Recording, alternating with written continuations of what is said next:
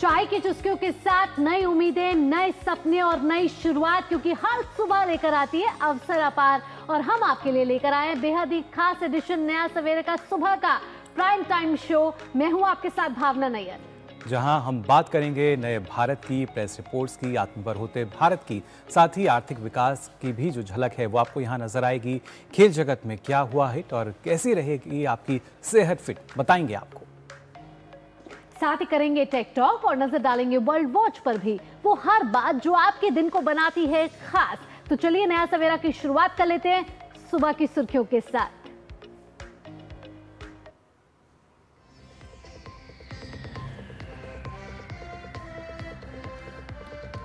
प्रधानमंत्री नरेंद्र मोदी आज कोलकाता में संयुक्त कमांडर सम्मेलन का करेंगे शुभारंभ।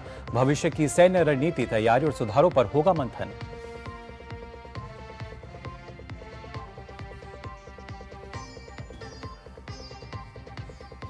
प्रधानमंत्री मोदी आज बिहार को देंगे मखाना बोर्ड का उपहार। पूर्णिया को भी मिलेगा एयरपोर्ट का नया टर्मिनल भवन। लगभग 36,000 करोड़ रुपए की लागत वाले डेवलपमेंट प्रोजेक्ट की शुरुआत आज से।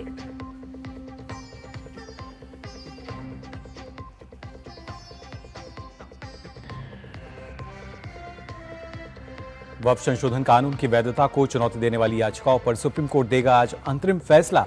बिहार एसआईआर पर भी होगी सुनवाई।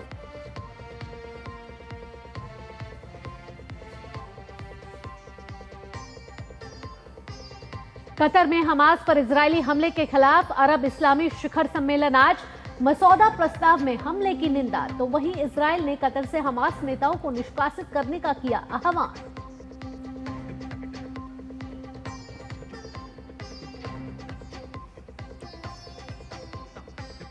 और एशिया कप में भारत ने पाकिस्तान को 7 विकेट से रौंदा। कैप्टन सूर्य कुमार यादव ने सशस्त्र बलों को समर्पित की जीत, कहा पहलगाम के पीड़ितों के साथ खड़े।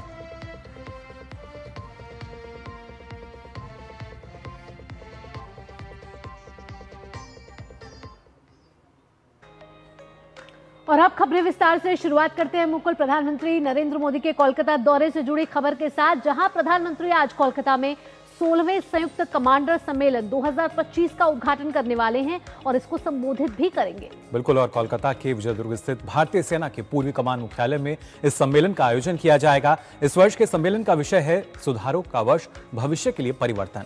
2 साल में एक बार आयोजित होने वाला 16वां संयुक्त कमांडर सम्मेलन आज से 17 सितंबर तक आयोजित किया जाएगा। 3 दिवसीय इस महत्वपूर्ण कमांडर्स कॉन्फ्रेंस में रक्षा मंत्री राजनाथ सिंह, राष्ट्रीय सुरक्षा सलाहकार Ajit Doval, chief of defence staff general Anil Chauhan और रक्षा सचिव समेत तीनों सेनाओं के प्रमुख और अन्य शीर्ष सैन्य कमांडर शामिल होंगे।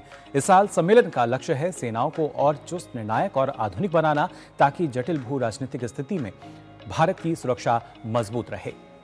संयुक्त कमांडर सम्मेलन में विश्व की वर्तमान राजनीतिक स्थिति की पृष्ठभूमि में तकनीकी प्रगति, सशस्त्र बलों की तीनों शाखाओं के बीच समन्वय और आधुनिकीकरण और अन्य पहलुओं पर चर्चा की जाएगी।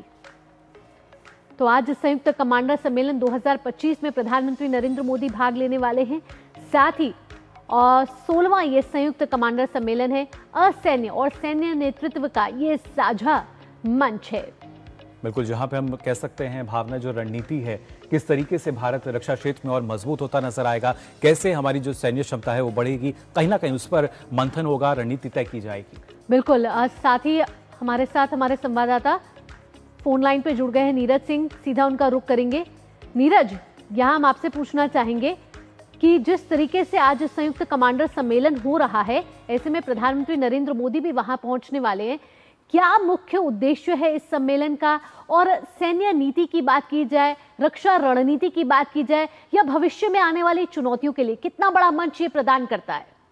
देखिए, बहुत बड़ा मंच है और आप देखें कि तमाम सेनाओं के जो शीर्ष नेतृत्व है वो यहाँ पर मौजूद रहेगा।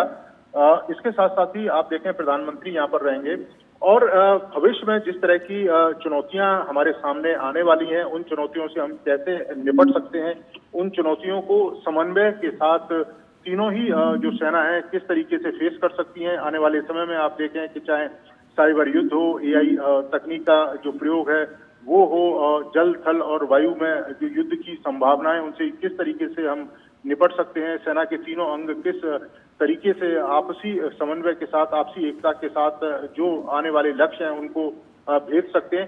तो उसके लिहाज से आप देखें तो ये काफी महत्वपूर्ण सम्मेलन है। प्रधानमंत्री पहुंचेंगे और सेनाओं के शीर्ष कमांडरों के साथ इस सम्मेलन में, कमांडर्स सम्मेलन में शिरकत करेंगे। तो उस लिहाज से काफी महत्वपूर्ण है। और आप देखें कि वर्तमान समय में कोलकाता को चुनना ये भी अपने आप में महत्वपूर्ण है। आप देखें कि जो नेपाल है, बांग्लादेश है, उससे सीमाएं लगती हैं। इसके अलावा पूर्वोत्तर में जो हमारी सीमाएं हैं राज्यों की, वो पश्चिम बंगाल से लगती हैं और पश्चिम बंगाल पूर्वोत्तर की सीमाएं चाइना से लगती हैं।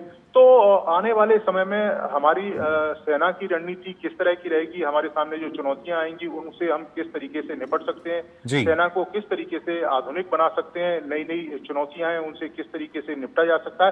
तो उसके दृष्टि से ये सम्मेलन काफी महत्वपूर्ण है और हम कह सकते हैं कि सभी सेना के सभी अंगों के लिए ये महत्वपूर्ण और शीर्ष मंच है जहां पर समन्वय के साथ आने वाली रणनीति और आने वाली चुनौतियों पर बातचीत होगी कि उनसे कैसे निपटा जाए।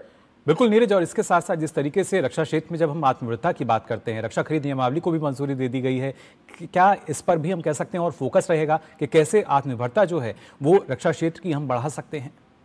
देखिए, बिल्कुल ये प्राथमिकता है मोदी सरकार की। आप देखें कि रक्षा क्षेत्र में जो स्वदेशी है उसको ज्यादा से ज्यादा अपनाना, और इसके अलावा आपने देखा भी है कि ऑपरेशन सिंदूर में किस तरह से हमारे स्वदेशी निर्मित हथियारों ने एक बड़ी जो सफलता है वो प्राप्त करी थी।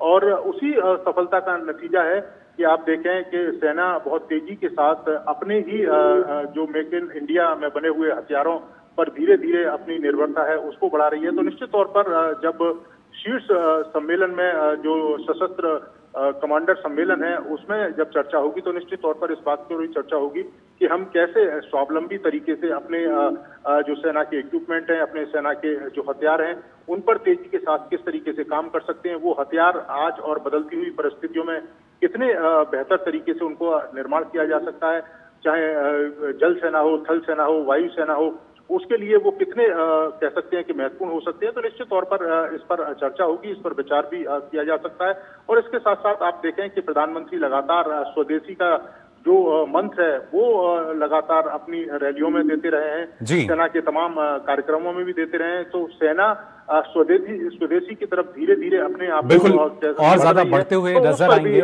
निश्चित तौर पर चर्चा हो सकती है। जी बिल्कुल, बहुत बहुत शुक्रिया फिलहाल नीरज आपका।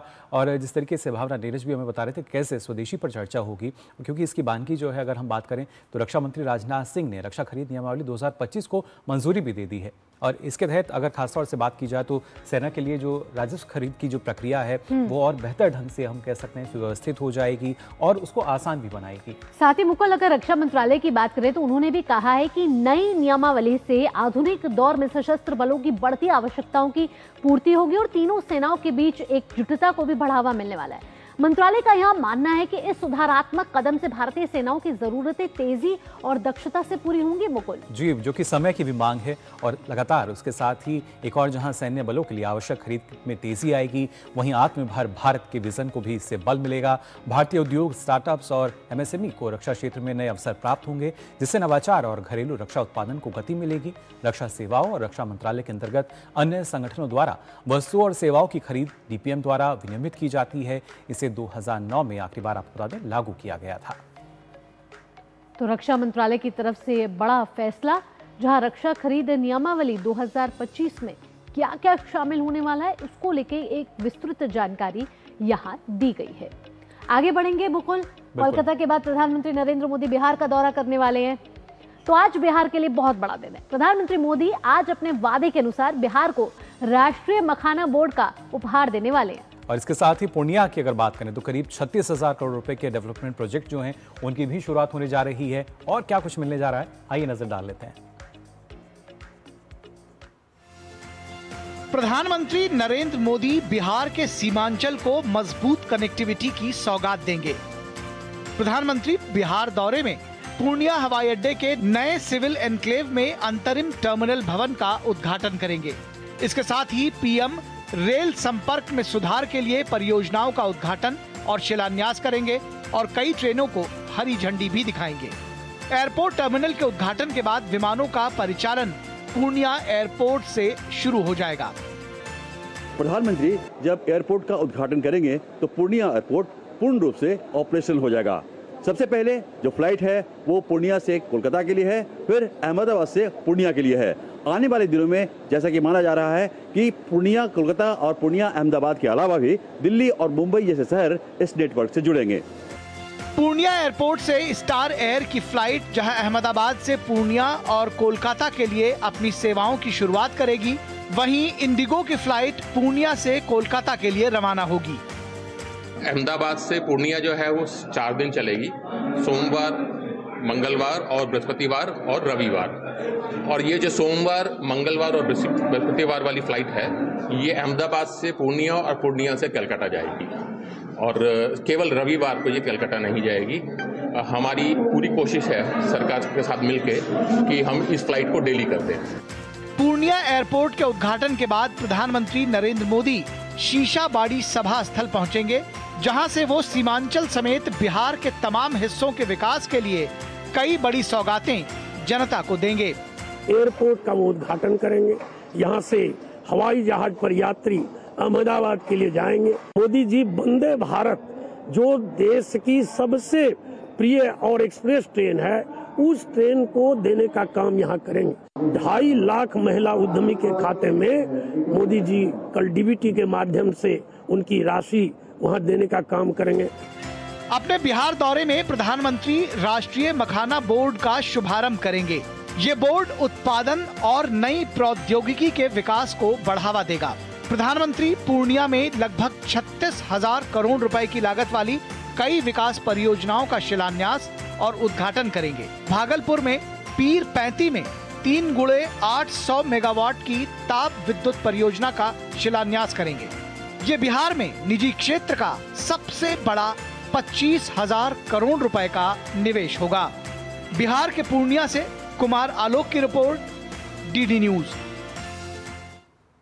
तो मुकुल, देखा जाए बिहार के लिए आज बड़ा दिन, कई हजार करोड़ रुपए की विकास परियोजना आज बिहार वासियों को समर्पित करने वाला है प्रधानमंत्री नरेंद्र मोदी। बिल्कुल, करीब 36,000 करोड़ की जो परियोजनाएं हैं और उसमें अगर देखा जाए भावना, कनेक्टिविटी को कैसे हम बेहतर कर रहे हैं, इसकी भी इसकी वानगी जो है हमें नजर आई। बिल्कुल सही बात है। कुमार आलोक यहाँ पूर्णिया से हमारे संवाददाता जुड़ गए, सीधा जानकारी उनसे ले लेते हैं। कुमार आलोक, आज बिहार के लिए बड़ा दिन इसलिए भी है क्योंकि मखाना बोर्ड का शुभारंभ यहाँ होने वाले, केंद्रीय बजट में इसकी घोषणा की गई थी और अगर बिहार में इसका उत्पादन की बात करें तो 90% से ज्यादा उत्पादन यहीं बिहार में होता है। ऐसे में मखाना बोर्ड का शुभारंभ होना बिहार वासियों के लिए और बिहार में जिस तरीके से औद्योगिक क्रांति आ रही है उसके लिए कितना महत्वपूर्ण है?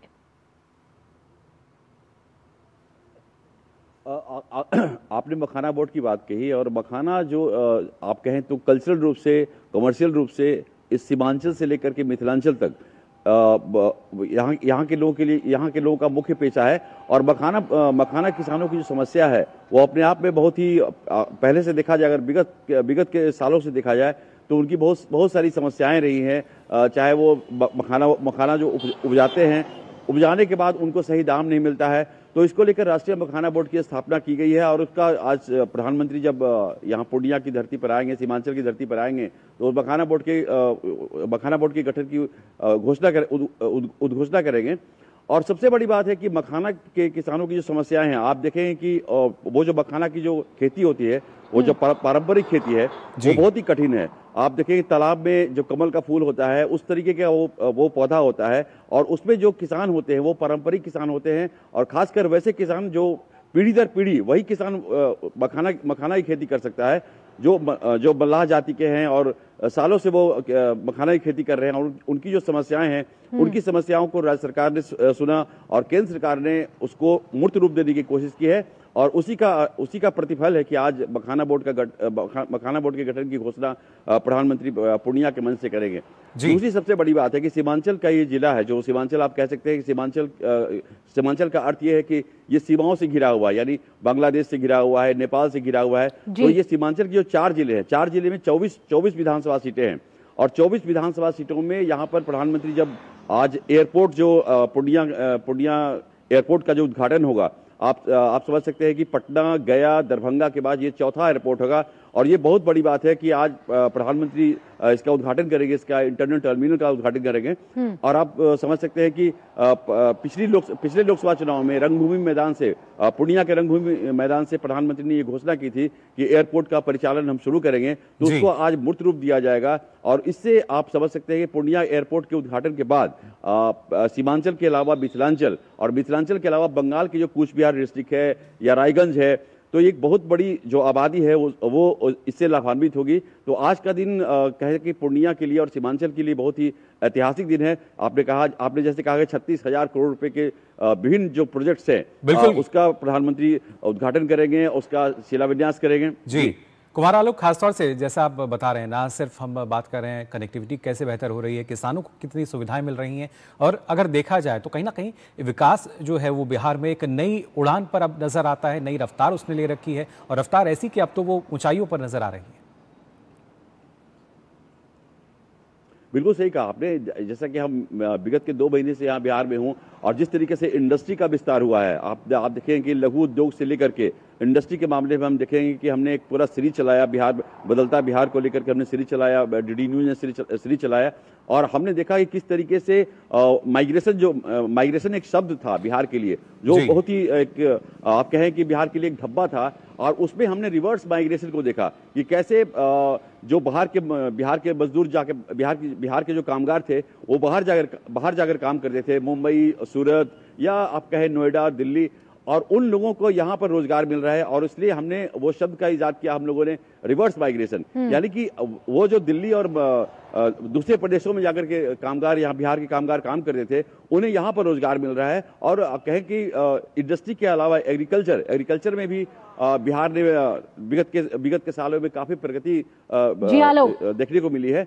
और यही कारण है कि आज जब प्रधानमंत्री यहाँ पर आएंगे तो 36,000 करोड़ रुपए की जो सौगात है जो विभिन्न परियोजनाओं के लिए, चाहे वो रेल कनेक्टिविटी की हो, और सबसे बड़ी बात है कि बिहार के जो सीमांचल का जो इलाका है वो बाढ़ पीड़ित रहा है। कोसी का जो उफान रहा है, कोसी की जो त्रासदी रही है, लेकिन आलोक कहीं ना कहीं अब जो दिन है वो बदलने लगे हैं। जैसा आप भी बता रहे हैं कि रिवर्स माइग्रेशन की बात की जाए, तमाम जो समस्याएं हैं वो अब हम कह रहे हैं कि किस तरीके से समाधान में परिवर्तित होती नजर आती हैं। फिलहाल बहुत बहुत शुक्रिया आपका हमारे साथ जुड़ने के लिए। तो मुकुल, कहीं ना कहीं देखें तो ये बदलता हुआ बिहार है और विकास की बयार यहाँ पर साफ तौर पर दिख रही है। और विकसित बिहार के विजन के साथ जब प्रधानमंत्री नरेंद्र मोदी आज वहाँ पहुँचेंगे तो बिहार वासियों के लिए और बिहार को एक नया पुश यहाँ से मिलता हुआ नजर आएगा। बिल्कुल, ना सिर्फ बिहार को हम कह सकते हैं कि जब विकसित बिहार का जो आपने जिक्र किया, बल्कि जो प्रधानमंत्री नरेंद्र मोदी का जो नेतृत्व है वो यही कहता है कि पहले राज्यों का विकास हो और फिर हम विकसित भारत का जो संकल्प है कैसे उसको पूरा कर सकते हैं, इसके बारे में भी आपको हम बताएंगे। लेकिन फिलहाल हम यहाँ रुकने एक छोटे से ब्रेक के लिए बहुत जल्द लौटते हैं। अब आया असली स्वाद। अब आया स्वाद। जब स्वाद के पड़े हो लाले तो MDH का चंकी चाट मसाला डालें। MDH का चंकी चाट मसाला। MDH। पता है, कल जो है मेरे घर पर NSO के अधिकारी आए थे। मैंने तो उन्हें सारी सही जानकारी दे दी। हाँ, मेरे घर पे भी आए थे। अच्छा? तो मैंने भी उनको सारी जानकारी दी। ये NSO क्या है और क्या जानकारी दी आप लोगों ने उन्हें? अरे NSO यानी नेशनल स्टैटिस्टिक्स ऑफिस, जो इस समय पूरे देश में हाउस होल्ड हेल्थ एक्सपेंडिचर सर्वे कर रहा है, जिसके अंतर्गत पूछा जा रहा है कि पिछले 1 साल में किस तरीके की बीमारियां हुई है, कितना खर्चा आया है और बीमा का फायदा हुआ या नहीं। और अगर किसी घर में महिला माँ बनी है, कोई टीकाकरण की गई जाँचें और डिलीवरी किसके द्वारा हुई, कहाँ हुई, और सबसे जरूरी बात, माँ और बच्चा सुरक्षित है या नहीं। और ऐसी स्वास्थ्य संबंधी जानकारियां इकट्ठी की जाती हैं और हमसे साझा की गई जानकारी के द्वारा सरकार ये तय करती है कि आने वाले समय में स्वास्थ्य संबंधी नीतियां कैसी हों, सुविधाएं बेहतर कैसे बने। और सबसे महत्वपूर्ण बात, ये सारी जानकारी 100% गोपनीय रखी जाती है। हमने तो अपनी जिम्मेदारियां निभा दी, अब बारी है आपकी। मेरी पसंद, मेरी पसंद, मेरी पसंद, मेरी पसंद, हमारी पसंद, हम सबकी पसंद। मजबूत देश का मजबूत सरिया हो गया स्टील।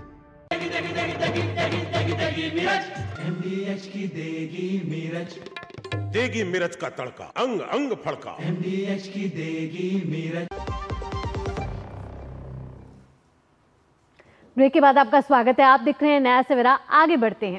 साल 2014 से शुरू हुआ एक सफर, जब मिला एक ऐसा नेतृत्व जिसने बदलाव का वादा किया और उस वादे को नीति, नीयत और परिणामों में बदला। मुकुल जी हाँ, बिल्कुल। प्रधानमंत्री नरेंद्र मोदी के नेतृत्व और मार्गदर्शन में पिछले 11 साल में केंद्र सरकार ने देश के विकास के लिए तमाम कदम उठाए हैं। 2047 तक विकसित भारत के संकल्प को पूरा करने के लिए न केवल तमाम योजनाएं चलाई जा रही हैं, बल्कि गरीब, महिला, युवा और किसान कल्याण के लिए तमाम प्रयास भी किए जा रहे हैं। और मोदी सरकार के इन्हीं प्रयासों की डीडी न्यूज ने पड़ताल की और सरकार के विभिन्न कदमों और योजनाओं को अलग अलग वर्गों में बांटकर उनका विश्लेषण भी किया।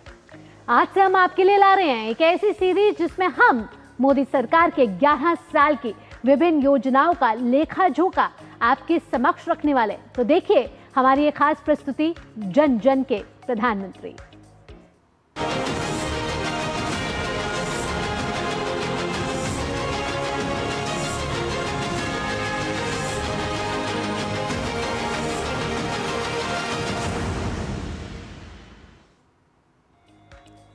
जन जन के प्रधानमंत्री। और इसमें अगर हम बात खासतौर से यहाँ कर लेते हैं स्वच्छता को लेकर, तो स्वच्छता किसी व्यक्ति को न सिर्फ मानसिक, शारीरिक और आध्यात्मिक रूप से मजबूत बनाती है, बल्कि स्वच्छ और स्वस्थ समाज के निर्माण में भी महत्वपूर्ण भागीदारी भी निभाती है।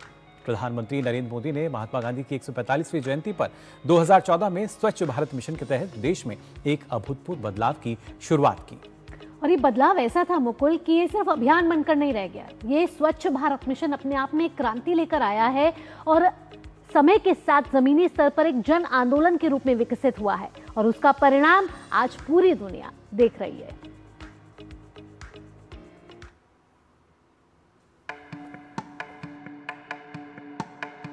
देश को कूड़ा और कचरे से मुक्त करने और एक स्वच्छ और स्वस्थ भारत के निर्माण का सपना लिए प्रधानमंत्री नरेंद्र मोदी द्वारा 2 अक्टूबर 2014 को शुरू किया गया स्वच्छ भारत मिशन देश के सबसे बड़े जन आंदोलनों में से एक है, जिसका उद्देश्य खुले में शौच को समाप्त करना, शौचालयों का निर्माण, ठोस अपशिष्ट प्रबंधन और नागरिकों के बीच स्वच्छता संबंधी व्यवहार सुनिश्चित करना था।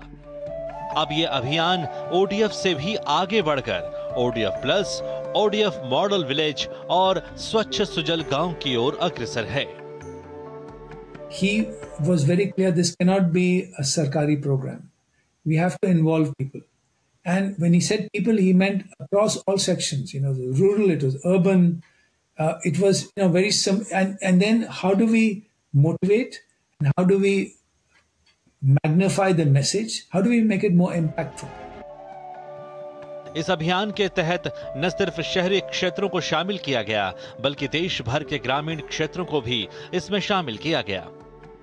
स्वच्छ भारत मिशन ग्रामीण मुख्य रूप से व्यक्तिगत और सामुदायिक शौचालयों के निर्माण के साथ खुले में शौच के उन्मूलन से संबंधित है। वहीं स्वच्छ भारत मिशन शहरी के तहत शहरों के भीतर गलियों, सड़कों और बुनियादी ढांचों की सफाई शामिल है। ये प्रधानमंत्री मोदी का स्वच्छता के प्रति दृढ़ संकल्प ही है कि स्वच्छता के लिए निर्धारित किए गए लक्ष्यों को तय समय से पहले हासिल किया गया। स्वच्छ भारत मिशन ग्रामीण के तहत करीब 12 करोड़ घरेलू शौचालयों का निर्माण हुआ और 2 अक्टूबर 2019 तक देश के सभी गांवों को खुले में शौच से मुक्त घोषित किया गया। वहीं स्वच्छ भारत मिशन शहरी के तहत करीब 64 लाख घरेलू शौचालयों का निर्माण किया गया। हमारे घर से जब बाहर जाते हैं तो उसका इंतज़ार नहीं करना पड़ता। घर पे जब भी काम करते हैं तो वैसे हमारे को टेंशन नहीं होती बाहर जाने की। हमारे घर में शौचालय है, इसलिए हमें सुविधा अच्छी मिली है और मोदी सरकार से हमारे शौचालय बन गया है और हम ठीक हैं। हमें लेडीज़ को बाहर नहीं जाना पड़ता है। मोदी सरकार की वजह से हमारे को बहुत साफ़ सफाई मिली है, बहुत लाभ भी मिला है और हमारे को महिलाओं को बहुत सम्मान भी मिला है। स्वच्छता के प्रति प्रधानमंत्री मोदी की प्रतिबद्धता को देखते हुए ही साल 2021 से ही हर साल देश भर के सरकारी कार्यालयों ने भी अपने परिसर को स्वच्छ रखने, रिकॉर्ड प्रबंधन को मजबूत करने और मंत्रालयों, विभागों, सार्वजनिक उपक्रमों और क्षेत्रीय कार्यालयों में लंबित मामलों को कम करने के साथ ही फाइलों की समीक्षा, छटनी और ई कचरे को खत्म करने के लिए स्वच्छता अभियान की शुरुआत की। पिछले 4 सालों में इस अभियान के तहत करीब 12.04 लाख सरकारी कार्यालयों और प्रवासी भारतीय मिशनों में सफलतापूर्वक यह अभियान चलाया गया। इस दौरान 696.27 लाख वर्ग फुट जगह को खाली कराया गया और इनका समुचित इस्तेमाल किया गया। स्वच्छ भारत अभियान ने पूरे देश में अपना एक व्यापक प्रभाव छोड़ा है और लोगों को साफ सफाई के प्रति जागरूक किया है। इस जागरूकता के चलते सार्वजनिक स्थलों को साफ स्वच्छ रखने को लेकर लोगों में एक जिम्मेदारी का भाव भी आया है। स्वच्छता आज दैनिक जीवन का एक बुनियादी पहलू बन गई है और इसका श्रेय प्रधानमंत्री नरेंद्र मोदी को जाता है, जिन्होंने सही कहा है कि देश जितना साफ होगा उतना ही चमकेगा। Bureau report, TG news. तो मुकुल, देश जितना साफ होगा उतना ही चमकेगा और स्वच्छ भारत मिशन अपने आप में एक मिसाल बन चुका है आज देश ही नहीं दुनिया के लिए भी। बिल्कुल, ना सिर्फ स्वच्छता बल्कि उसके साथ साथ स्वास्थ्य से भी अगर जोड़कर देखा जाए तो काफ़ी महत्वपूर्ण, और हमारा तो लक्ष्य यही है, ना सिर्फ स्वच्छ भारत बल्कि स्वस्थ भारत भी। अब आइए खबरों में आगे बढ़ लेते हैं। आपको बता दें खासतौर से सुप्रीम कोर्ट आज वक्फ संशोधन अधिनियम 2025 की वैधता को चुनौती देने वाली याचिकाओं के बारे में अपना अंतरिम आदेश सुनाएगा। इनमें एक मुद्दा ये है कि क्या वक्फ घोषित की गई संपत्तियों को अदालतें वक्फ की सूची से हटा सकती हैं या नहीं। इसके साथ ही ये भी देखा जाएगा कि क्या कोई संपत्ति उपयोग के आधार पर वक्फ या किसी दस्तावेज के जरिए वक्फ घोषित की जा सकती है। यह सभी मुद्दे वक्फ संशोधन अधिनियम 2025 की वैधता को चुनौती देने वाली याचिकाओं पर सुनवाई के दौरान उठे थे।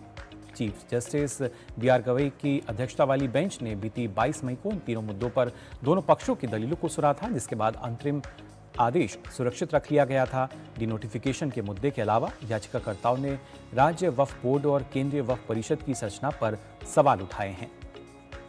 याचिका में कहा गया है कि पदेन सदस्यों को छोड़कर केवल मुस्लिम सदस्यों को ही वक्फ बोर्ड के संचालन का काम करना चाहिए। तो वक्फ संशोधन कानून पर आज अंतरिम आदेश आ सकता है। कई समय से जो याचिकाएं हैं वो उन पर सुनवाई चल रही थी, जिसके बाद अब सुप्रीम कोर्ट आज अपना अंतरिम आदेश सुना सकती है। जस्टिस गवई की अध्यक्षता वाली बेंच ये निर्णय सुनाने वाली है। बिल्कुल, और काफ़ी अहम सुनवाई। इसके अलावा बिहार की अगर हम बात करें तो यहाँ पर SIR के खिलाफ दायर याचिकाओं पर आज फिर सुप्रीम कोर्ट में सुनवाई भी होगी। भावना, बिल्कुल, पिछले कई दिनों से सुनवाई चल रही है। इसमें हम देख रहे हैं कि कई राजनीतिक दलों की याचिकाएं हों, उस पर लगातार सुप्रीम कोर्ट सुनवाई कर रहा है। और सुनवाई में अदालत ने चुनाव आयोग को निर्देश दिया था कि SIR के दौरान आधार कार्ड को भी मतदाताओं की पहचान के लिए 12वें दस्तावेज के रूप में शामिल किया जाए। हालांकि सुप्रीम कोर्ट ने यह साफ कहा था कि आधार नागरिकता का दस्तावेज नहीं है, बल्कि इसका इस्तेमाल सिर्फ पहचान के लिए किया जाएगा और नागरिकता प्रमाणित करने के लिए दूसरे दस्तावेज देने होंगे।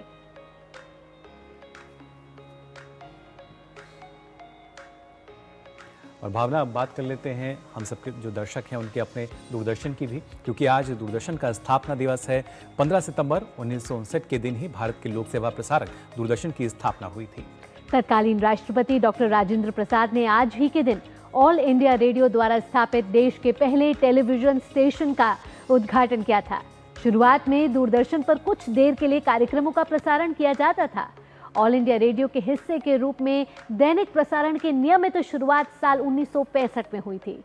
साल 1982 की बात की जाए तो मुंबई और अमृतसर तक इस सेवा का विस्तार किया गया था, जो आज के समय में दूर दराज के गांव तक पहुंच गई है। और पहले दूरदर्शन ब्लैक एंड व्हाइट था, लेकिन साल 1982 में दूरदर्शन का स्वरूप रंगीन हुआ था। 1980 के दशक में हर घर की रौनक दूरदर्शन बन गया था। आज के समय की अगर हम बात करें तो दूरदर्शन पर 24 घंटे अलग अलग कार्यक्रम प्रसारित होते हैं।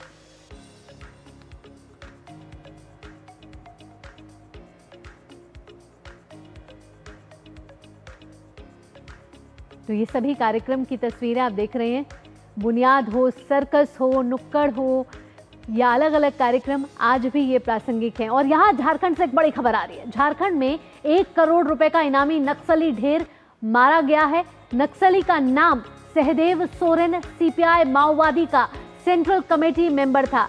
सहदेव हजारीबाग जिले के करांडी गांव में ये मुठभेड़ हुई है और यहाँ नक्सली कमांडर को मारा गया है। 1 करोड़ रुपए का इनामी नक्सली सहदेव सोरेन मुठभेड़ में ढेर हो गया है। तो इस वक्त की बड़ी खबर आपको बता रहे हैं झारखंड से, जहां पर किस तरीके से नक्सलवाद के खिलाफ सरकार का जो एक्शन है वो जारी है। हजारीबाग जिले के करांडी गांव में आपको बता दें मुठभेड़ हुई, जिसमें 3 नक्सली कमांडर जो हैं वो मारे गए हैं, उनको ढेर कर दिया है। और इसमें जो एक नक्सली कमांडर था वो बताया जा रहा है कि उस पर 1 करोड़ रुपए का इनाम भी था, सहदेव सोरेन, जिसको मुठभेड़ में ढेर किया गया है। यहाँ हमारे साथ फोन लाइन पर हमारे संवाददाता सुधाकर जुड़ गए हैं। सुधाकर, ताजा अपडेट आपसे लेना चाहेंगे, सुरक्षा बलों को यहाँ बड़ी कामयाबी मिलती हुई। बहुत बड़ी खबर आप कह सकते हैं झारखंड से इस वक्त आ रही है और निश्चित तौर पर कह सकते हैं एक बहुत बड़ी कामयाबी सुरक्षा एजेंसियों को लगी है। आज सुबह एक बड़ी मुठभेड़ हुई है हजारीबाग जिले में, जरिया थाना क्षेत्र में, करांडी गांव का इलाका है। वहां खुफिया इनपुट मिली थी। जो देश की सुरक्षा एजेंसियां हैं, जो देश की इंटेलिजेंस एजेंसी है, उनकी खुफिया जानकारी के आधार पर ये बड़ी कार्रवाई सुरक्षा बलों के एक ऑपरेशन में हुआ है। और जो सेंट्रल कमेटी, जो सीपीआई माओइस्ट का आप कह सकते हैं, जो सबसे बड़ी उनकी संस्था है, जो डिसीजन मेकिंग संस्था है, उसका सदस्य था सहदेव सोरेन। झारखंड, पश्चिम बंगाल, जो एक तरह से उत्तरी भारत को देखता भी था, सहदेव सोरेन को इस मुठभेड़ में मार गिराया गया। आप इस बात को इससे भी समझ सकते हैं कि इस पर 1 करोड़ का इनाम था। तो ये कितना बड़ा नक्सली था, कितने दिन से सुरक्षा एजेंसियों की तलाश थी, इस बात से समझा जा सकता है। सिर्फ सहदेव सोरेन, जिसको परवेश के नाम से भी जाना जाता था उस इलाके में, वही नहीं बल्कि इसके साथ साथ 2 और बड़े नक्सली जो शीर्ष नेतृत्व देख रहे थे, उनको भी मार गिराया गया है, जिसमें रघुनाथ हिंद्रम और बिरसेन गुंजू शामिल है। रघुनाथ के ऊपर 25 लाख का और बिरसेन के ऊपर 10 लाख का इनाम था। तो बहुत बड़ी कामयाबी, नक्सल विरोधी जो अभियान इस वक्त देश में चल रहा है, और एक मोदी सरकार ने जो लक्ष्य रखा है कि 2026-31 मार्च तक देश को नक्सल मुक्त कराना है, उसमें एक बहुत बड़ी सफलता के तौर पर इस पूरे घटनाक्रम को देख सकते हैं। जी सुधाकर, और जैसा आपने कहा कि किस तरीके से नक्सलवाद को जड़ से उखाड़ना है, उसकी प्रतिबद्धता लगातार हमें नजर भी आती है। और जैसा आपने बताया कि ये जो मारा गया नक्सली है, जिस पर 1 करोड़ रुपए का इनाम था, ना सिर्फ ये बल्कि और भी जो अन्य नक्सली कमांडर ढेर हुए हैं, तो कहीं ना कहीं ये बताते हुए कि अब नक्सलवाद जो है वो ज्यादा दिन तक टिकने वाला नहीं है। लगातार उसको यहाँ पर किस तरीके से प्रहार किया जा रहा है, उसकी बानगी एक बार फिर देखने को मिली है। बिल्कुल, देखिए खासतौर से बीते 3-4 वर्षों में जिस तरह की कार्रवाई सुरक्षा बलों ने की है, आपको याद होगा कि अभी हाल ही में अप्रैल में ऑपरेशन ब्लैक फॉरेस्ट हुआ था। उन इलाकों में जहां 3-4 दशक से जो भारत के सुरक्षा कर्मी, या एक तरह से कह सकते हैं भारत का तिरंगा तक नहीं लहराया था, तो इस तरह के भी इलाके थे छत्तीसगढ़, महाराष्ट्र सीमा पर। तो उन जगहों पर हमने देखा कि आज किस तरह से विकास की जो नई रोशनी में, जिसमें देश पूरा नहाया हुआ है, उस रोशनी के जरिए वो इलाके भी आगे बढ़ रहे हैं। और निश्चित तौर पर आज जब सुरक्षा के मोर्चे पर एक बड़ी कार्रवाई हो रही है, तो हम ये भी देख रहे हैं कि, और सुधाकर, यहाँ हम सहदेव सोरेन की फोटो भी दिखा रहे हैं, जिस पर 1 करोड़ का इनाम था। सुरक्षा बलों को यहाँ बड़ी कामयाबी मिली है और इस नक्सली कमांडर को ढेर कर दिया गया है। इस नक्सली का नाम है सहदेव सोरेन, जो मुठभेड़ में ढेर हो चुका है, जिस पर 1 करोड़ का इनाम था। और यहाँ सुरक्षा बल को हजारीबाग जिले के करांडी गांव में जो ये मुठभेड़ हुई है, यहाँ बड़ी सफलता हासिल हुई है। जी सुधाकर, आप बता रहे थे कि किस तरीके से नक्सलवाद पर अपना प्रहार, इस समय सरकार का प्रहार लगातार जारी है, और यहाँ सुरक्षा बलों को लगातार एक के बाद एक बड़ी सफलता हासिल होती हुई। बिल्कुल, आप देखिए, और ये हम लगातार इस बात को देख रहे हैं, जो नक्सली वारदातें हैं उसमें लगातार कमी आ रही है। जो रिजल्टेंट डेथ होते हैं, जो इन नक्सली घटनाओं की वजह से आम नागरिकों की जान हो, चाहे सुरक्षा बलों के जवानों की, तो आप उसमें एक भारी कमी, अब 60 से 70% तक की कमी आई है। और अब जो डिस्ट्रिक्ट है नक्सल प्रभावित जिलों की संख्या वो एकदम चुनिंदा रह गई है। तो अब कह सकते हैं कि एक प्रभावी कार्रवाई वो हुई है। हम जानते हैं कि हजारीबाग खासतौर से ऐसा इलाका है जो नक्सलियों का एक तरह से गढ़ अतीत में रहा आता है। और काफी समय से सहदेव सोरेन झारखंड में हम जानते हैं कि एक बड़ी कार्रवाई लगातार नक्सलियों के खिलाफ चली है, तो उसमें ये फिर से गोलबंद करने की, एकजुट करने की कोशिश कर रहा था। हजारीबाग, गिरिडीह, कोडरमा में इसका एक बड़ा नेटवर्क था सहदेव सोरेन की बात। ये न सिर्फ युवाओं को बरगला कर भर्ती कराने की कोशिश करता था, चाहे डरा धमका कर, बल्कि जो हथियार सप्लाई है, ट्रेनिंग है, उसका भी एक बड़ा जिम्मा इसके ऊपर था। तो एक तरह से कह सकते हैं जब सेंट्रल कमेटी के मेंबर को मुठभेड़ में मार गिराया गया है तो एक रीढ़ पूरी तरह से टूटी है। सिर्फ झारखंड में नहीं, पूरे जो नक्सल अभियान की रीढ़ टूटी है। और एक तरह से एक सुरक्षित हजारीबाग, सुरक्षित झारखंड बनाने में इस अभियान की एक बड़ी भूमिका होने वाली है। जी बिल्कुल सुधाकर, लेकिन जो नीतियां हैं वो कितनी कारगर होती नजर आती हैं, क्योंकि एक तरफ तो हम देखते हैं किस तरीके से प्रहार किया जा रहा है और इस तरह की जो अनगी है उदाहरण है लगातार हमारे सामने है, जहां पर करोड़ों रुपए का जो इनामी नक्सली था उसको ढेर कर दिया गया। दूसरी तरफ कैसे समाज की मुख्य धारा से जोड़ने का काम भी हो रहा है जो लगातार आत्मसमर्पण कर रहे हैं। अब बिल्कुल देखिए, अब हम जानते हैं कि एक नक्सल, अब देखिए जब नक्सल प्रभावित जिलों की बात कर रहे थे तो एक समय जब मोदी सरकार आई थी तो 125 से ज्यादा जिले नक्सल प्रभावित जिलों के अंदर माने जाते थे। आज सिर्फ 6 जिले इस सूची में शामिल है। तो आप समझ सकते हैं कि 120 जिले अब उस सूची से बाहर हो गए। तो इस तरह की एक बड़ी प्रभावी कार्रवाई हुई है उस मोर्चे पे।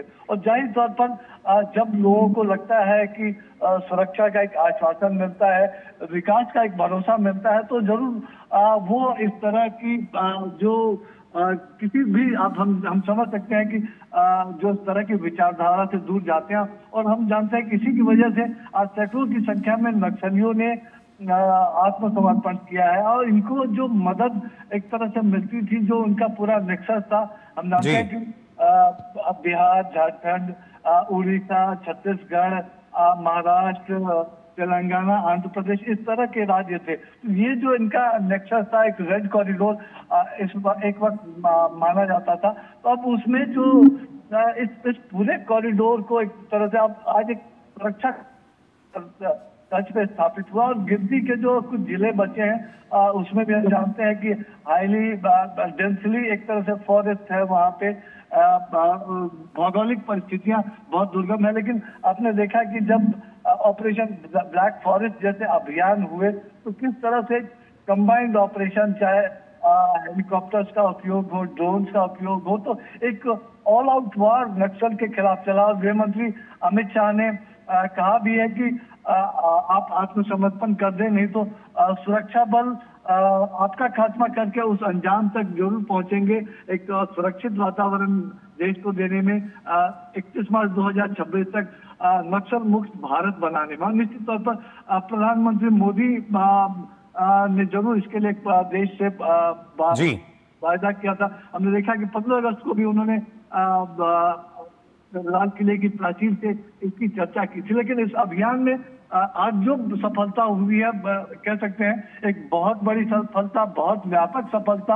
और जरूर जो नक्सल नेतृत्व है, जो पहले से ही हम जानते हैं कि कई बड़े लीडर्स को बीते 1.5-2 साल में मार गिराया गया है, तो निश्चित तौर पर एक नेतृत्व विहीन संगठन की तरफ बढ़ता हुआ दिख रहा है। बिल्कुल, जिस तरीके से आपने नेतृत्व विहीन की बात करी, ऐसे में सुधाकर 3 कमांडरों को, नक्सली कमांडरों को यहाँ मार गिराना कोई कम सफलता नहीं है। एक बड़ी सफलता यहाँ सुरक्षा बलों को मिलती है और जब कमांडर को मार गिराया जाता है तो उसकी टीम पर कहीं ना कहीं बड़ा असर पड़ता है। और केंद्र सरकार जिस पहल के साथ आगे बढ़ रही है कि नक्सल मुक्त भारत यहाँ 2026 में इस विजन के साथ आगे बढ़ रही है, यहाँ कहीं ना कहीं का एक निर्णायक कदम यहाँ सरकार का ये भी देखने को मिल रहा है। बिल्कुल, देखिए, और हम जानते हैं अगर मोदी सरकार की बात की जाए तो प्रधानमंत्री मोदी किसी समस्या के समाधान को टुकड़ों में नहीं देखते हैं। हम जानते हैं कि अगर कोई समस्या है तो उसका एक पूर्ण समाधान किस तरह से हो सके, और उसमें खासतौर से गृह मंत्री अमित शाह का एक बड़ा नेतृत्व इस अभियान में मिला है।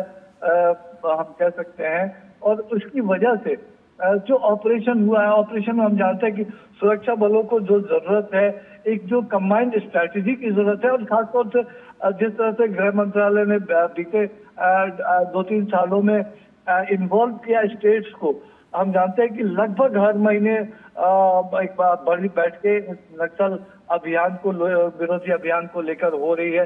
गृह मंत्री खुद हर 2-3 महीने में वो इसकी समीक्षा करते हैं। वो लगातार ग्राउंड पर जाकर जो हमारे सुरक्षा बल है उनका भरोसा बढ़ा रहा है। और जब नक्सलियों से खाली कराया जाता है उस इलाके को, तो उस इलाके में जिस तरह से विकास की रोशनी पहुंचाई जा रही है, आज लोगों को लग रहा है कि हम बेकार ही एक ऐसी विचारधारा जिसमें आतंक के सिवा, हमारे बच्चों के अंधेरे भविष्य के सिवा कुछ नहीं था, तो हम उसके आसपास कहीं थे और डर के साए में हो, आतंक के साए में हो। लेकिन आज वो परिस्थितियां बदलती हुई दिख रही है, और शायद यही वजह है कि अब नक्सल प्रभावित जो जिले हैं वो बहुत हद तक समझ चुके हैं। हम सिर्फ 6 जिलों की मैं बात कर रहा हूँ। और एक अगर गृह मंत्री अमित शाह के शब्दों में कहे तो भारत, सुरक्षित भारत और समृद्ध भारत, उसकी तरफ देश बढ़ता हुआ दिख रहा है। जी बिल्कुल, और खासतौर से झारखंड जैसे जब राज्य की हम बात करते हैं सुधाकर, जैसा आपने बताया कि कहीं ना कहीं एक आतंक जो है, आतंक के साए में लोग अपने आप को महसूस करते थे, लेकिन अब धीरे धीरे हम कह सकते हैं कि जो लोग हैं उनको भी ना सिर्फ अब उनकी उम्मीदें, उनकी आकांक्षाएं, वो शायद उस तरफ भी अपना ध्यान दे रहे हैं, कैसे उनके बच्चों का भविष्य रहेगा इस बारे में सोच रहे हैं। और कहीं ना कहीं ये एक सुरक्षा की जिम्मेदारी जो है ये केंद्र सरकार ने उठाई है, और किस तरीके से नक्सलवाद पर लगातार प्रहार हो रहा है और उसी की बानगी आज हमें देखने को मिली है। अब बिल्कुल सही कह रहे हैं। और झारखंड में देखिए, अब अगर कहें तो नक्सली जो है अब उनकी हिंसा के गिने चुने सांसें बची होंगी, अब कह सकते हैं इस बात को। और इस पूरे साल को अगर देखिए आप तो मई में सेंट्रल कमेटी के जो top most Maoist leader Keshav Rao, उसको एक तरह से मार गिराया गया था। केशव राव बासव राजू के नाम से जिसको जाना जाता था, उसके ऊपर भी 1 करोड़ का इनाम था। वो भी सेंट्रल कमेटी का मेंबर था जी। उसके बाद अगर बात की जाए तो भास्कर राव जो मंचेरियल कुमारा भीम डिवीजन का सेक्रेटरी था, 45 लाख का उसके ऊपर इनाम था। और बालकृष्णा जिसके ऊपर 1 करोड़ का इनाम था, उसको भी अलग अलग अभियानों में इस साल मार गिराया गया था। इसके अलावा उससे पहले सुधाकर आलियास गौतम हो। जी सुधाकर, यहाँ हमारे साथ सुधाकर, हमारे संवाददाता दिवाकर भी झारखंड से जुड़ गए हैं। दिवाकर का भी रुख कर लेते हैं। दिवाकर, यहाँ सुरक्षा बलों को बड़ी कामयाबी मिलती हुई नजर आ रही है। 3 नक्सली कमांडर यहाँ ढेर कर दिए गए हैं। अगर हजारीबाग एरिया की बात करें तो क्या और अभी सर्च ऑपरेशन वहां चल रहा है? क्या और नक्सली वहां छिपे होने की भी कोई भी सूचना मिल रही है? देखिए, निश्चित तौर पर झारखंड में नक्सलियों के खिलाफ जो आखिरी कील है वो पुलिस की ओर से ठोक दी गई है। और ये जो 3 बड़े हार्डकोर नक्सली थे, उसमें 1 करोड़ का इनामी नक्सली है, 25 लाख रुपए का इनामी नक्सली है, तीनों को आज सुबह मुठभेड़ में मार दिया गया है। और वहां पर लगातार सर्च ऑपरेशन चलाया जा रहा है। मेरी अभी पुलिस अधीक्षक से बात हुई है, उन्होंने कहा कि लगातार इलाके में जो है वो लगातार सर्च ऑपरेशन चल रहा है। चूंकि बारिश हो रही है इस वजह से थोड़े सर्च ऑपरेशन में दिक्कत आ रही है, लेकिन ये कहा गया है और सूत्रों से मुझे जानकारी मिल रही है कि कुछ और भी नक्सलियों को घायल होने की सूचना है। और यहाँ पर काफी भारी मात्रा में जो है वो असले और बरामद जो है वो सामग्रियां, विस्फोटक सामग्रियां भी बरामद की गई है, कुछ हथियार भी बरामद किए गया है। तो निश्चित तौर पर जो लगातार लातेहार और लोहरदगा और पलामू में जो पिछले दिनों मारा गया था, कल एक 5 लाख रुपए का इनामी नक्सली पलामू में मारा गया था, चाईबासा में लगातार मुठभेड़ हो रहे हैं। तो कह सकते हैं कि लगातार जो गतिविधियां चल रही है पुलिस के खिलाफ, जो इनका अभियान चल रहा था, जो नक्सली अपने अभियान को एक अंजाम दे रहे थे कि किस तरीके से वो मनोबल तोड़ सके पुलिस वालों का, लेकिन उसमें वो कामयाब होते नजर नहीं आ रहे हैं। और ये एक बड़ी कामयाबी हम कह सकते हैं सुरक्षा बलों के लिए एक बड़ी कामयाबी है। जिस तरीके से पिछले 15 दिनों में झारखंड में नक्सलियों के खिलाफ सर्च ऑपरेशन चल रहा है, मुठभेड़ लगातार चल रहे हैं, तो वो कह सकते हैं कि जो टारगेट रखा गया है कि 2026 तक, मार्च तक पूरे देश में नक्सलियों का सफाया किया जाना है, तो उसमें निश्चित तौर पर ये एक जो कह सकते हैं आखिरी कड़ी के रूप में इसे देखा जा रहा है। और लगातार नक्सलियों के खिलाफ जो अभियान चल रहे थे उसमें कामयाबी मिली है। और आज की जो कामयाबी है एक सुरक्षा बलों की एक बड़ी कामयाबी है। जी बिल्कुल, एक बहुत बड़ी कामयाबी यहाँ सुरक्षा बलों को मिली है। जिस तरीके से 3 नक्सली कमांडर जिनको ढेर कर दिया गया है और प्रयास यही कि जल्द से जल्द नक्सलवाद को पूरी तरीके से खत्म किया जा सके। फिलहाल बहुत बहुत शुक्रिया आपका दिवाकर हमारे साथ जुड़ने के लिए, और सुधाकर भी आपने इतनी महत्वपूर्ण जानकारी हमारे दर्शकों के साथ साझा की। तो यहाँ रुकेंगे एक छोटे से ब्रेक के लिए। ब्रेक के बाद होगा हमारा खास सेगमेंट प्रेस रिपोर्ट।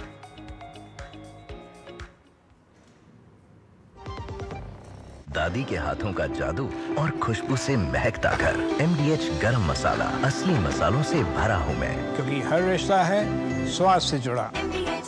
जब धरती चीर कर निकलता है लोहे का पत्थर और मिलता है मोंगिया के जोश से, फिर तपता है, पिघलता है और बनता है फौलाद।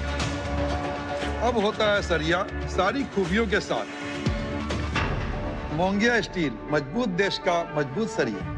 LIC युवा प्रोफेशनल्स के लिए लाए हैं नवजीवन श्री। करें नियमित प्रीमियम का भुगतान, जीवन बीमा का आनंद लें, प्राप्त करें प्रीमियम के प्रतिशत पर गारंटीकृत एडिशंस। अपने वित्तीय लक्ष्यों के अनुरूप मैच्योरिटी पर गारंटीकृत धनराशि पाएं। मौजूदा पॉलिसी धारकों के लिए आकर्षक अतिरिक्त लाभ। आज ही खरीदें।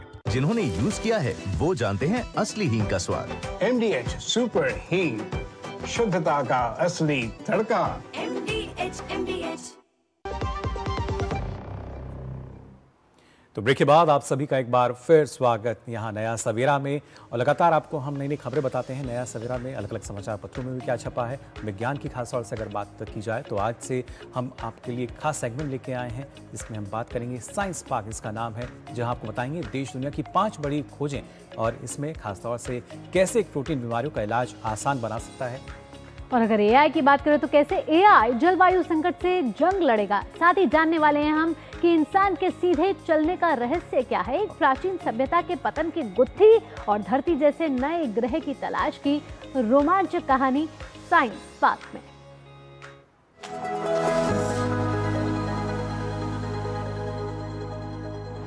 साइंस और टेक्नोलॉजी के क्षेत्र में वैज्ञानिकों के प्रयासों के जरिए आए दिन कोई ना कोई चमत्कार होते ही रहते हैं, क्योंकि साइंस और टेक्नोलॉजी सिर्फ किताबों तक सीमित नहीं है, यह हमारे चारों ओर हर पल मौजूद है। साइंस और टेक्नोलॉजी जिज्ञासा की चिंगारी से शुरू होता है और निरंतर खोज की मशाल बनकर हमारे जीवन को रोशन करता है। तो आइए ले चलते हैं आपको साइंस और टेक्नोलॉजी की दुनिया में और दिखाते हैं आपको कि दुनिया भर के वैज्ञानिकों ने अहम रिसर्चेस के जरिए क्या खोज की है। भारत से शुरुआत करें तो भारतीय वैज्ञानिकों ने प्रोटीन P47 को लेकर एक बड़ी खोज की है, जिससे कई बीमारियों के इलाज का नया रास्ता खुल सकता है। वैज्ञानिकों ने पाया है कि यह प्रोटीन एक मैकेनिकल शेपरॉन की तरह काम करता है। हमारे शरीर की कोशिकाएं लगातार खींचतान और दबाव झेलती हैं, जिससे प्रोटीन अपनी सही बनावट खोकर काम करना बंद कर सकते हैं।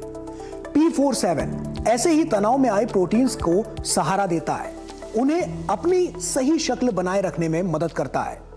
यह खोज इसलिए महत्वपूर्ण है क्योंकि इससे दिल की बीमारियों और कुछ आनुवंशिक रोगों जैसी उन स्थितियों को समझने और इलाज करने में मदद मिल सकती है जो प्रोटीन की बनावट बिगड़ने से जुड़ी हुई है। यह खोज विज्ञान की दुनिया में एक नया अध्याय खोल सकती है। दुनिया भर के वैज्ञानिकों का मानना है कि 2050 तक जलवायु परिवर्तन को रोकने के लिए नेट जीरो कार्बन उत्सर्जन का लक्ष्य हासिल करना है। तो इस काम में आर्टिफिशियल इंटेलिजेंस यानी कि AI एक बहुत बड़ा हथियार साबित हो सकता है। यह सच है कि AI के डेटा सेंटर बहुत बिजली और पानी इस्तेमाल करते हैं, लेकिन इनकी वजह से होने वाला कार्बन उत्सर्जन वैश्विक स्तर पर बहुत कम है। असल में AI का सबसे बड़ा फायदा यह है कि यह ऊर्जा के उपयोग को बहुत ज्यादा बेहतर बना सकता है। यह बिजली ग्रिड को मैनेज करने, सीमेंट जैसे उद्योगों के लिए नए और कम कार्बन वाले विकल्प खोजने और कार्बन को वायुमंडल से हटाने वाली तकनीकों को तेज करने में मदद कर सकता है। वैज्ञानिकों का मानना है कि AI का सही इस्तेमाल करके हम अपने खर्च से कहीं ज्यादा कार्बन उत्सर्जन को कम कर सकते हैं, जिससे 2050 का नेट जीरो लक्ष्य पूरा हो सकता है। अमेरिकी वैज्ञानिकों ने एक बड़ी खोज की है, जिसने यह समझने में मदद की है कि आखिर इंसान 2 पैरों पर सीधा चलना कैसे सीख गया। यह एक ऐसी खूबी है जिसने हमें बाकी प्राइमेट से अलग किया। हार्वर्ड यूनिवर्सिटी के शोधकर्ताओं ने पाया है कि हमारे पूर्वजों में 2 खास आनुवंशिक बदलाव यानी कि जेनेटिक अल्टरेशंस हुए। पहला बदलाव श्रोणि यानी कि पेल्विस की हड्डी की बनावट में था, जिसने इसे सीधा चलने के लिए जरूरी संतुलन दिया। दूसरा बदलाव इस हड्डी के विकास की प्रक्रिया को धीमा कर रहा था, जिससे महिलाओं में एक बड़ा जन्म मार्ग बर्थ कैनल विकसित हुआ। इसी वजह से बड़े दिमाग वाले बच्चों का जन्म संभव हो पाया। वैज्ञानिकों के अनुसार इन दोनों बदलावों के बिना मानव का सीधा चलना और दिमाग का विकास दोनों ही संभव नहीं थे। यह खोज मानव विकास के इतिहास की एक महत्वपूर्ण कड़ी को जोड़ती है। पेरू में हुई एक पुरातात्विक खोज ने यह चौंकाने वाला सच सामने लाया है कि एक प्राचीन सभ्यता का विनाश प्राकृतिक नहीं बल्कि जलवायु परिवर्तन के कारण हुआ था। वैज्ञानिकों को वेचामा नाम की जगह पर 3800 साल पुरानी मिट्टी की मूर्तियां और कंकाल मिले। इनमें से एक छोटी मूर्तिकला 2 टॉड मेढक जैसी आकृति की है, जिसे उस समय धरती, हरियाली और बारिश का प्रतीक माना जाता था। लेकिन इसके पास ही दीवारों पर कुपोषण से पीड़ित लोगों की आकृतियां भी मिली हैं। वैज्ञानिकों का मानना है कि ये दोनों प्रतीक एक ही संदेश देते हैं कि लंबे समय तक चले सूखे के कारण भूखमरी फैल गई, जिससे यह सभ्यता खत्म हो गई। यह खोज हमें सिखाती है कि कैसे हजारों साल पहले भी जलवायु परिवर्तन ने मानव जीवन पर विनाशकारी असर डाला था, और यह आज के समय के लिए भी एक बड़ी चेतावनी है। आखिर में विज्ञान और तकनीक की दुनिया से एक और महत्वपूर्ण खबर सामने आई है, जो अंतरिक्ष में हमारी तलाश को एक नई राह देगी। वैज्ञानिकों ने हमारे सौर मंडल से दूर एक ऐसे नए ग्रह की खोज की है जो बिल्कुल हमारी पृथ्वी जैसा ही हो सकता है। इस ग्रह का नाम ग्लीस 12b है और ये हमसे करीब 40 प्रकाश वर्ष दूर है, जो एक छोटे शांत तारे की परिक्रमा कर रहा है। सबसे रोमांचक बात यह है कि इसका तापमान रहने योग्य हो सकता है, यानी ना कि यह बहुत गर्म और ना कि बहुत ठंडा है, जो वहां पानी और जीवन की संभावना को जन्म देता है। यह खोज सिर्फ एक नया ग्रह ढूंढने तक सीमित नहीं है, बल्कि ब्रह्मांड में हम अकेले हैं या नहीं, इस सदियों पुराने सवाल का भी जवाब ढूंढने की तरफ भी हमारा सबसे बड़ा कदम है। तो इसी के साथ साइंस स्पार्क में इतना ही। फिर होगी आपसे मुलाकात कुछ और इंटरेस्टिंग टॉपिक्स के साथ। तब तक के लिए दीजिए हमें अनुमति। नमस्कार।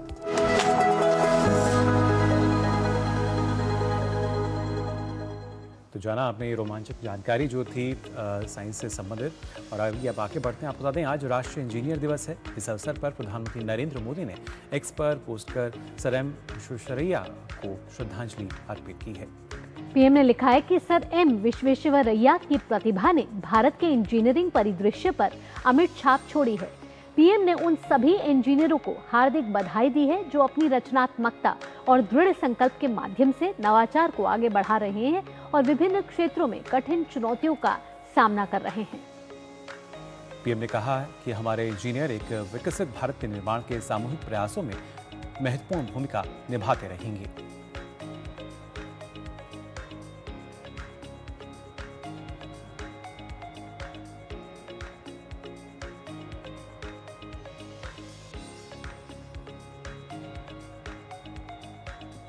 और अब वक्त हो चला है जानने का आपके शहर का मौसम का हाल। जानते हैं ग्राफिक्स के जरिए आपके शहर का न्यूनतम और अधिकतम तापमान।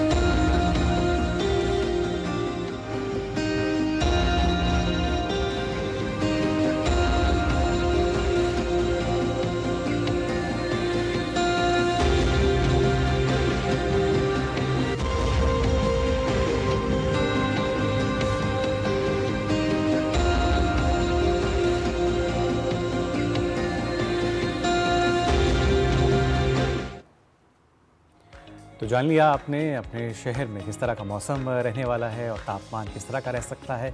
अब वक्त हो चला है आपसे विदा लेने का, लेकिन विदा लेने से पहले भावना अगर बात की जाए, आज क्या कुछ खास तस्वीरों के साथ हमारे जो दर्शक हैं वो हमसे अलविदा कहेंगे आप? बिल्कुल, आज जिन खास तस्वीरों के साथ हम छोड़े जा रहे हैं वो है कर्नाटक के मंड्या जिले में हुए गगन चुक्की जलपोत्सव की खूबसूरत झलक, जहां शिवान समुद्र झरनों को रंग बिरंगी रोशनी से सजाया गया है। ये उत्सव साल में एक बार होता है, जिसका उद्देश्य ये होता है शिवाना समुद्र झरने की भव्यता को प्रदर्शित करना और पर्यटन को बढ़ावा देना। आप इन सुंदर झलकियों के साथ आपको छोड़े जा रहे हैं। इसी के साथ मुझे, मुकुल और हमारी नया सवेरा की पूरी टीम को दीजिए अनुमति। खबरों का सिलसिला यूं ही जारी रहेगा। नमस्कार।